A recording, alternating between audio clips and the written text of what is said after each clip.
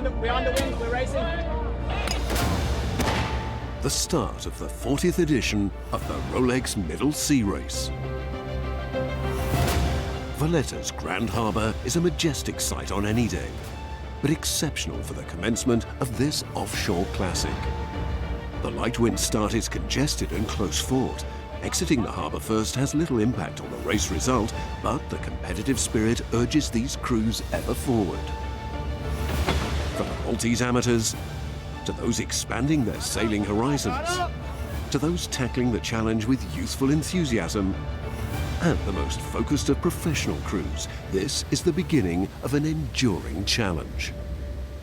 The circular 606 nautical mile course guides the fleet up the east coast of Sicily to the volcanic island of Stromboli, then to Favignana on the northwest of Sicily, then south round Pantelleria and Lampedusa before returning to Malta and the finish in Valletta. In 1982, Timmy Camilleri competed in his first Rolex Middle Sea Race. The Maltese amateur has been on the winning yacht 3 times, including 2001, when Straight Dealer became the first and so far only Maltese boat to take line honours. As he takes part in his 26th race, the veteran is co-skippering Maltese entry Expact with one of the youngest ever sailors to participate. Richard, who's now 14, just came second in the Optimus World Championships. So he's all out into sailing and racing. But he also, since he was 7, has been around the boat Expact, and he's always been longing to stay on board. So now this time, when he's finally 14 and he can join us, he's really keen. My dad has started 2012 was his first Middle Sea Race, and since then I wanted to take part. They had an age limit of 14, so I had to wait. Now I'm super excited to join the Expact and as well skippering the boat. He's definitely a very good sailor, so I think for him it's important to feel that he's a co-skipper himself, that he might not have the experience to make some calls, so I'll try and help him out and guide him wherever I can.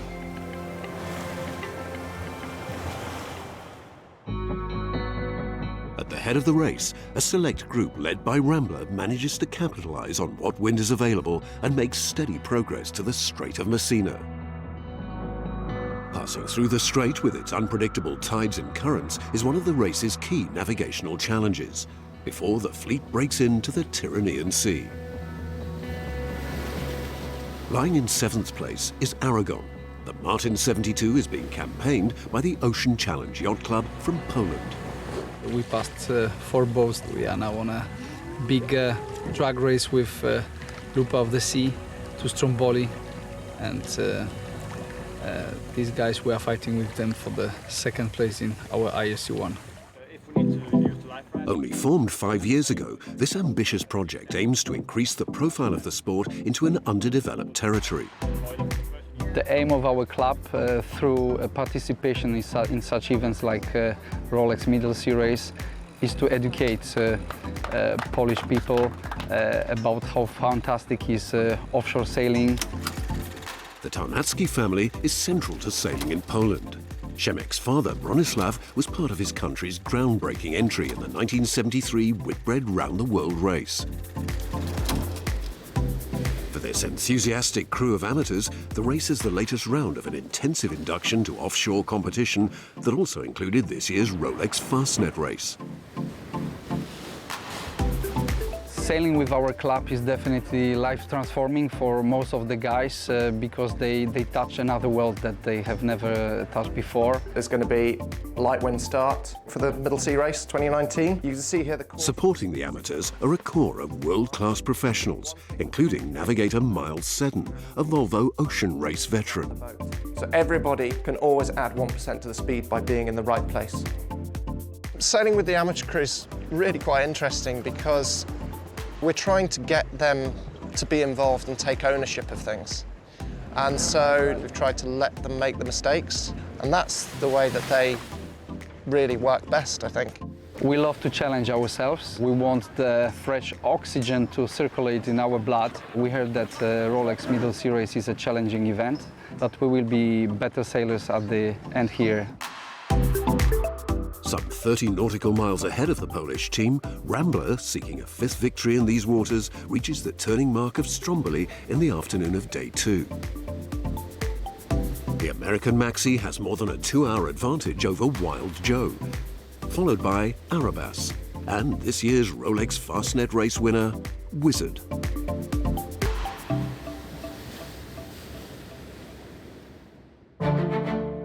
A witness to every single Rolex Middle Sea Race start, Fort St Angelo is an irreplaceable symbol of Maltese identity in the very heart of the Grand Harbour. The embodiment of the nation's resistance during the Great Siege of Malta and the Second World War. This year marks the 40th anniversary of the Royal Navy leaving the fort and its cessation as an active military installation, a position it had held since medieval times. Fort St Angelo has a great association with this event because this was the last military establishment which was vacated by the British forces in Malta. Therefore, this was the last place which was controlled by a foreign power, and it was the last remaining military site in Malta's long military history to finally be given back to the Maltese.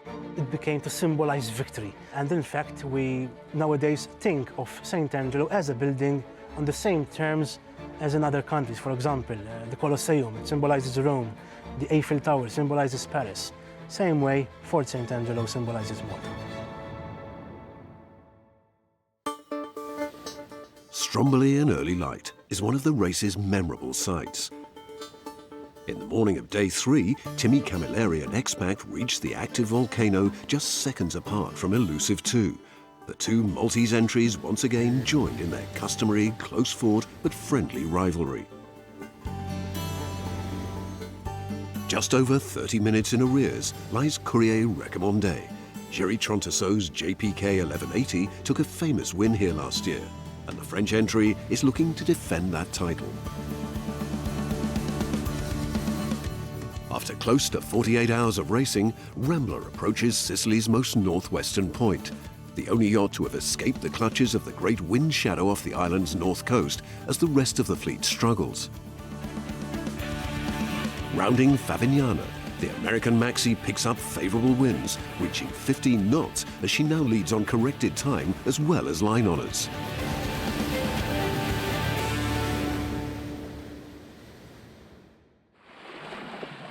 Almost 200 miles behind, JYS Jens is exiting the Strait of Messina.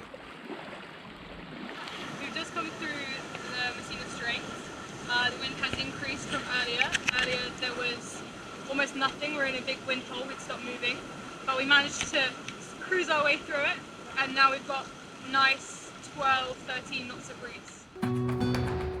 The JYS, or Jarhead Young Sailors Foundation, was created as a charity aimed at promoting the sport in Malta. The entry is headed by Nikki Henderson, the youngest ever skipper in the history of the Clipper Round the World race. The foundation wanted to run an all-girl team for quite a long time. You know, they really do struggle to get girls in to their sailing programs. There's a lot more boys. So, and definitely when they said, hey, we're running an all-female team, there was quite a lot more girls interested than would have been otherwise. Just because, you know, there are those jobs that they maybe don't naturally fall into. Maybe they feel like, the boys are taller than them, so they'll be on the mast. And actually, with the all-girls idea, they do get a chance to do every job on the boat without feeling like they're hindering the team. And do you know what? It's also really fun. Like, they have a really good time. So down a little bit. You're just generally a little bit too high. Stand up, Millie. Use your body. There you go. The crew includes 5 sailors under the age of 22 and came together just days before the race start. Yes, Thais, look at that. Look how much you got in. I've never sailed on a yacht before, and I really loved the learning process. Sort of, we started out from scratch, and I think now we're in a good level to actually race together. So they actually only all met each other 2 days ago, and it's like they've known each other for years. It's brilliant. I mean, there is a slight air of they don't quite know what they're getting themselves in for. They are slightly fearless, and that's the beauty of it. I think it's that bit of fear that turns into excitement eventually. I just love having that feeling where you're unsure of what's about to hit you, and you know, you just have to expect the unexpected.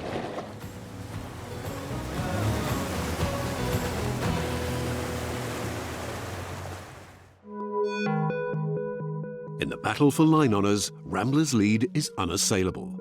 Aragon lies over 17 hours behind, but the Polish team is involved in a tight tactical battle in IRC1 as she approaches Pantelleria. We don't want to go too close here, we don't want to get greedy. Just keep down at this angle, this line through. We are here just approaching Pantelleria. We're just starting to get caught in the wind shadow of it. So we've got Aegea just ahead of us and Pendragon, I think, just a little further offshore, and they've both parked up in the wind shadow. So we're just trying to cut the corner off a little bit, get as close to the island as we can. We've got to go through the wind shadow as well, but hopefully we'll just sneak through it a little quicker and cut some distance off. As the medium-sized boats round the northwestern tip of Sicily, the contenders for victory on corrected time are beginning to show themselves. Rambler retains the virtual lead, but the first of the Maltese yachts, Lee Satariano's all-new RT3, begins to threaten. While Renzo Grottese's Club Swan 42B Wild now lies second in IRC standings. Yachts that had seemed to be running out of steam now appear reinvigorated by the strong southerly filling the channel between Sicily and North Africa. None more so than two constant contenders for victory. Elusive 2, the Podesta family's entry, is a habitual challenger in this race, but never a winner. Could this be her year? Within touching distance, Courrier Recommandé. Could she make it back-to-back victories? At the head of the race, Rambler's dominance is absolute. By the time she passes Lampedusa, she holds a lead of over 170 miles over the next monohull. Arriving in Valletta in early light, after close to 2 days and 20 hours at sea, the American Maxie secures line honours for an unprecedented 5th time in a row. The win is so comprehensive, it gives George David's team an outside chance of taking victory on corrected time. This year could be corrected time win and line honors. It'd be nice to bookend 12 years apart. In different boats, lots of things have happened in all of our lives since then. So I'm kind of hoping that we might actually pull this off. We'll see.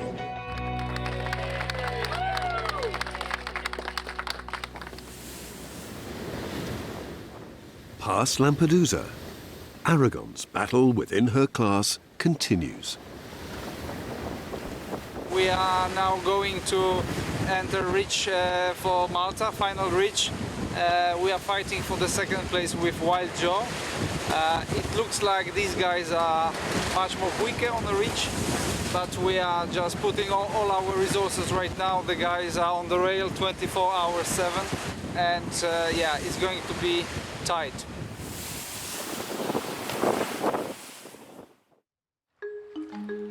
For the returning fleet, Valletta's distinctive skyline is a welcome sight. In recent years, the Maltese capital has undergone an architectural renaissance. Architects have to lay down their ego a little bit when working in a city like this, and fitting in is the most important. One thing that's also extremely important when dealing with such buildings is ensuring that the fabric is still respecting the whole street. The most striking of the city's new designs is the Parliament building by world-renowned Italian architect Renzo Piano. They opted to have two different masses with a bridge connecting them, and I thought that really was important to change the scale of the building, so it was very nice, elegant design. It is a very unique city, and historically it's an amazing opportunity for any architect, and extremely challenging as well.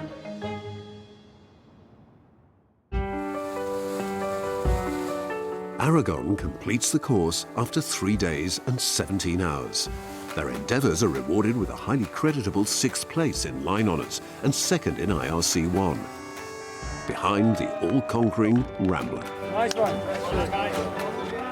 For sure, it's the best result for our club, best experience, best racing experience, sailing neck to neck 4 days with big boats. You know, they are amateurs, so they are not professionals, and they just tested themselves 100%, and they are winners today. Poland is one of 23 nations represented in this year's race, a reflection of the Royal Malta Yacht Club's enormous success in attracting international entries. Just 8 yachts started the first event in 1968. This year's 40th edition sees 113 yachts entered, and the Marina di Valletta is now one of 4 yacht havens that accommodate the fleet. However, the prestige of being the first Maltese entry home remains a source of great local pride. This year, that honour goes to Lee Satariano and RT3.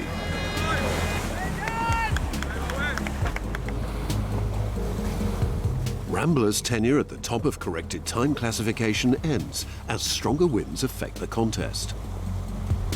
Be Wild takes full advantage of her ability in light air, and then as the winds pick up, makes dramatic progress over the last 200 miles.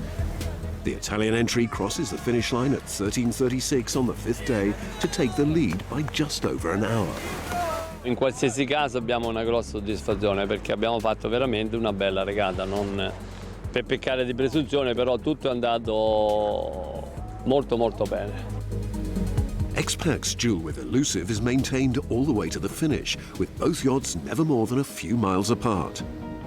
That's fantastic. After 607 miles, being more or less in contact throughout the whole race. Now at the finish we will probably finish in an hour, within an hour of each other. As the wind increases, the turnovers come thick and fast. Elusive 2 leaves X-Pac behind. Aaron Meyer and Christoph Podesta's first 45 crosses the line at 19:31 on day 5. 66 minutes ahead of Camilleri's craft and inherits the overall lead. Within 50 minutes, Courrier Recommandé also finishes with a time fast enough to take first place. However, Elusive are just one of a number of yachts requesting redress for lending assistance to a dismasted yacht, and the final results are likely to be recalculated. A fact Jerry Trontasseau acknowledges with customary good grace. We will see, and if we won, it's very nice. If we finish second, it's very nice also. Elusive, the Elusive crew sailed very well.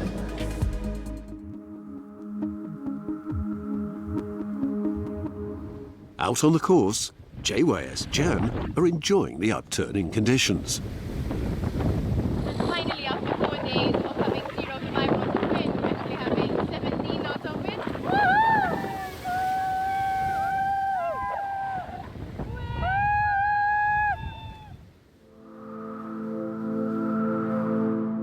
On the final stretch to the finish in Valletta, the fleet passes St Paul's Island. Christianity has almost 2,000 years of history in Malta, and according to tradition, was brought here by St Paul the Apostle in around 60 AD. The maritime tradition linked to St Paul is rooted in the story of his shipwreck on the islands. The story has him traveling from the eastern Mediterranean, getting caught in a very big northeasterly storm, and Paul proceeds to spend a number of months on this island. St. Paul's Grotto, as it is known today, is believed to be a place where St. Paul lived and prayed. Most extraordinary of all is the impact that the story has on the maritime landscape. There are a number of chapels around the coast that are actually listed on sailing instructions. Ship graffiti, which are etched into the limestone, are probably dedications by seafarers paying their respects to the Apostle for safe deliverance. When sailing past St. Paul's Bay, one cannot but notice the statue of St. Paul with his arms outstretched in thanksgiving facing out to sea.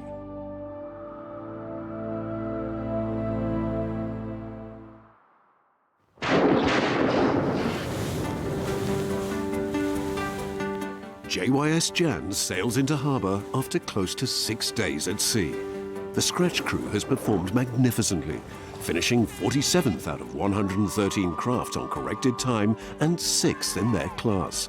They become the first ever all-female crew to complete the race, an achievement to be celebrated.